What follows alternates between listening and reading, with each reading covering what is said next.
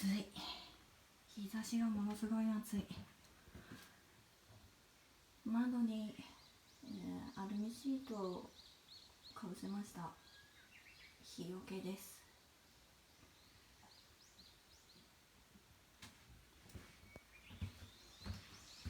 窓の外からは鳥のさえずる音、鳥の鳴き声が聞こえます。先ほど撮影している時からずっとね、鳥の鳴き声の方がよりよくこの、ビデオ撮影の、音声拾ってるんですよね。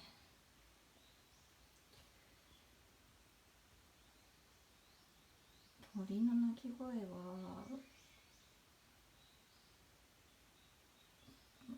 すぐ近くでね、こういう木、自分家の隣の木に止まってさえずられると結構耳にキンと響くような音が鳴ったりする、音というかキンと響くような鳴き声なんですけども、まあそれでも窓を閉めてね行っていれば、窓を開けてる時にこんな近くに鳥は止まらないんだけれども、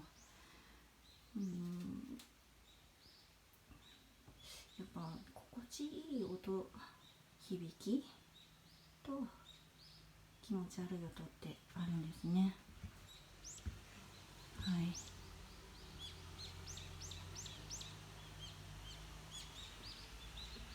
この車のエンジン音、走る音、これは振動が来るんですよね。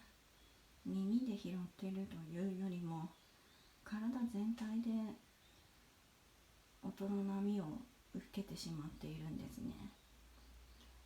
で、低い音なのでなおさらこういった撮影機器には音が拾いづらい。鳥の鳴き声のような甲高い音の方がよく拾えるんですね。だからなかなか伝わらないんですけども、でもこれが特徴なんです。